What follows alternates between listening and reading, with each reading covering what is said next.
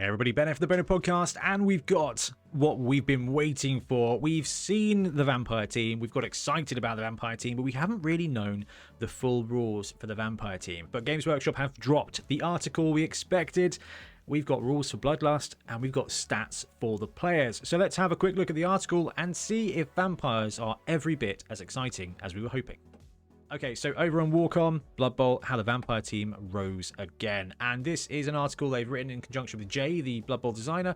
So vampires are one of the most interesting teams in all of Blood Bowl, comprising of a mixture of elite, highly skilled vampires, along with a number of disheveled thralls who are mainly used as mobile blood bags to keep their supernatural subjugators refreshed. Vampires boast some of the best stats and skills of any players in Blood Bowl. In fact, they would undoubtedly be the greatest pros to play Nuffle's game if it weren't for one tiny, almost insignificant little issue: their constant and crippling need to feed.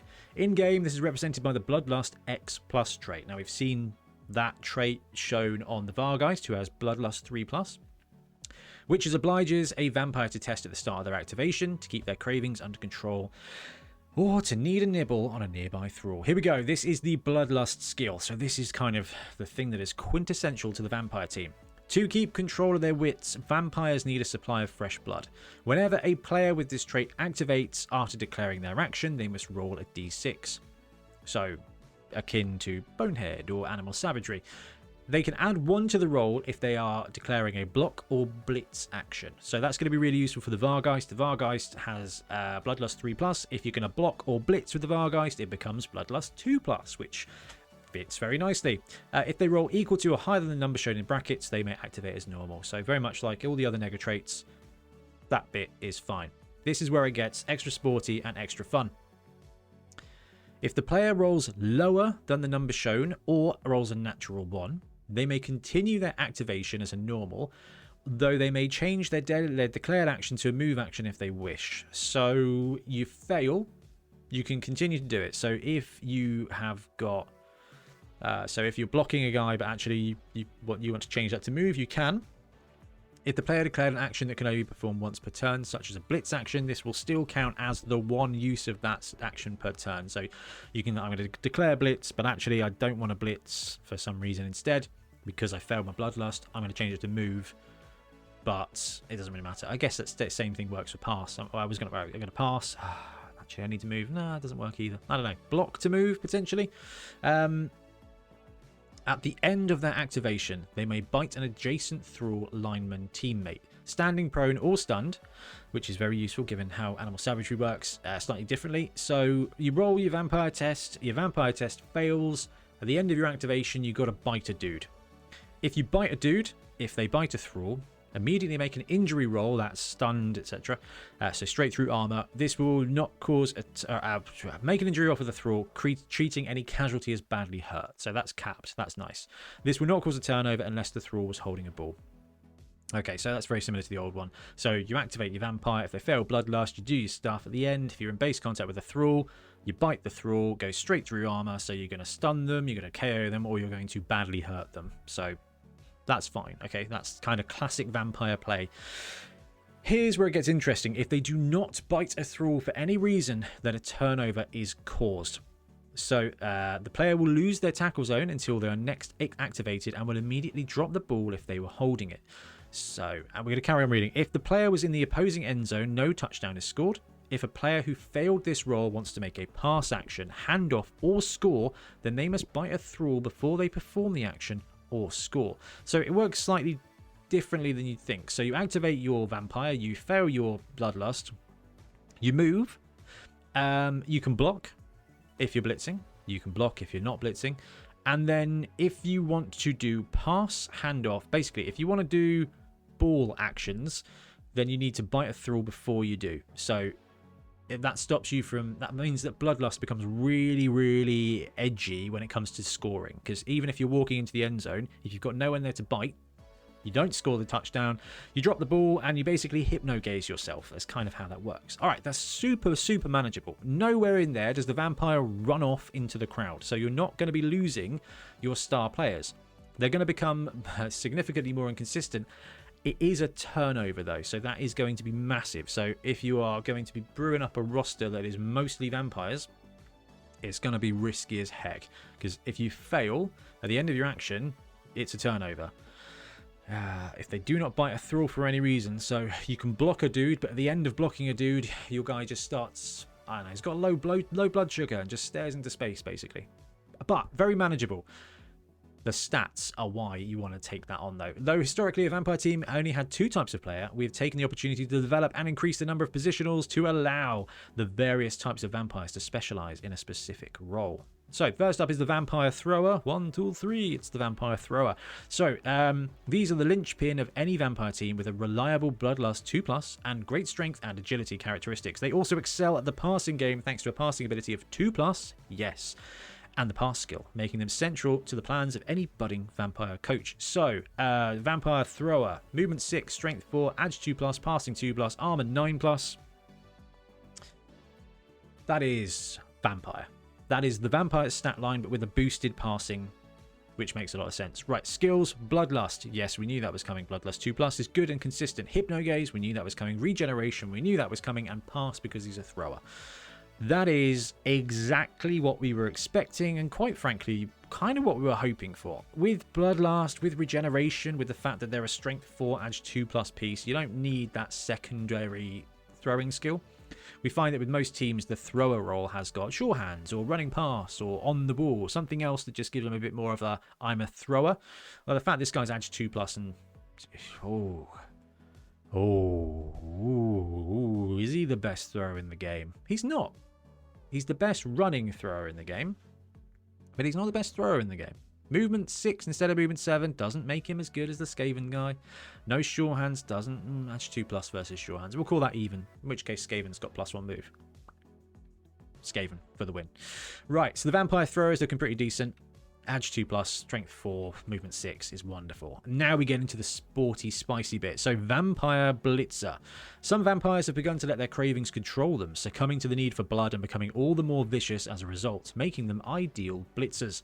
Though these blitzers are slightly less reliable due to their Bloodlust 3+, they come with the Juggernaut skill, which makes them all the more impactful on the blitz. Right, so these lads are going to get Bloodlust 3+. That seems fine. Movement 6, strength 4, edge 2+. Same as the standard vampire. Passing 5+, blitzers tend to have worse passing skills, so that's fine. They've got more armor. Armor is exactly the same. That's fine. Right, Bloodlust 3+, Hypnogaze, Jugs, and Regeneration. So they are almost the same as the thrower, but the thrower's got passing 2+ and pass. These guys have got worse Bloodlust and Jugs instead.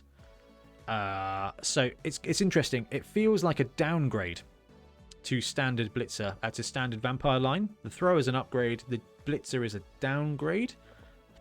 But I mean, if you're going to be blocking, you get +1 anyway. So you're still going to be Bloodlust 2+ if you're blocking or blitzing with this vampire blitzer. So that makes a lot of sense. So, okay. I love the thrower. The vampire blitzer's just fine. If we can use that to get the cost of the vamp down a little bit, it would make some more creative rosters. So that, fingers crossed, that Bloodlust hit and the passing hit gives us a little bit more. Jugs is pretty useful. It's a little bit more consistent. Would have been fun to see Brawler there, I think. It's a bit of an underutilized skill. Kind of represents the fact they've got more skill, but Jugs is fine. Right, here we go. The Runner. It is strength 3. There you go, spoilers. Vampire runners are swift, lithe, and incredibly quick. So quick, in fact, that some believe they turn into mist as they run. Okay, no dodgy skills with that one. With a movement allowance of 8 and the rigidity of 2+, runners are ideal. Gunners, no, they're not gunners. Runners are ideal ball carriers or for zipping into position lines to make use of the Hypnogaze trait. All right, movement 8, strength 3, edge 2+, passing 4+, armor 8+, bloodlust 2+, Hypnogaze and regen. So we've got +2 move on a vampire and a strength debuff down to 3. With 8, 3, 2, 4, 8. I think these are just elven catches, basically. The passing might be slightly different, but elven catches, Bloodlust, Hypnogaze, and Regen is excellent. These are going to perform brilliantly. Assuming their skill access allows them to get dodge quite early on, then they're going to be great. You are going to be hamstrung by Bloodlust sometimes, but that's part of the fun of this team. Movement 8 versus Strength 4 is phenomenal. Right, the throwers, the blitzers are going to be your Strength 4 all-rounders. The throwers are going to be key, your blitzers are going to be just doing the damage, and your runners are going to be just providing that extra bit of movement. They've done a good job, I think, of differentiating the different types of player. I really like that. I think that's gold. Oh, the Thralls. I forgot about the Thralls. Thralls are the lifeblood of any vampire team, providing a walking food source their undead masters may require at any moment. Their key feature is their cost, which at 40,000 gold pieces is cheap. All right, so Thralls are staying at 40k. I like that a lot, allowing you to quickly replace any that end up killed and ensuring your vampires always have a fresh supply. So 6, 3, 3+, 4+, 8+, standard alignment. Armor's exactly what you'd expect. Thralls have not changed. They're still really good. I mean, Thralls, Hobgoblins, they got the same stat line. And they do great work. They are a little bit vulnerable to, you know, being punched. But they do solid work. And 40k is kind of a really good price for that.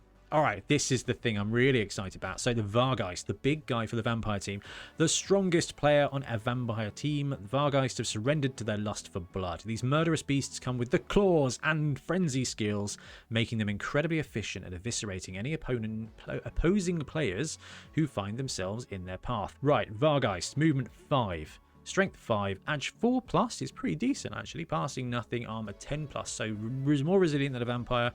Edge 4+ is pretty good for a big guy. That's armor 10+. Is that ogre stats? I think that's ogre stats. So we got an ogre here. Bloodlust 3+. Again, we talked about this. If you're blocking, you get +1. If you're blitzing, you get +1. So it's kind of Bloodlust 2+, which puts him very much in line with other big guys, with the exception of the turnover if you don't eat a dude. Claws, Frenzy, Loner 4+, and Regen. So Loner's going to suck a bit. Vampire joke intended.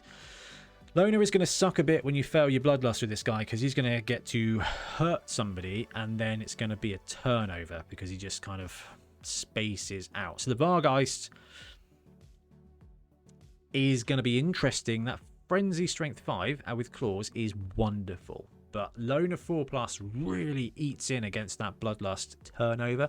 No other nega trait causes a turnover. So that's massive. I want to see this guy be 140k or less because of that Bloodlust bounce. That's going to be interesting. Right, vampires require careful positioning to ensure that your thralls are always in the right place for your vampires to feed on. When you're planning a blitz, you will usually want to plot a path for a thrall first in case your blitzer feels peckish, for instance.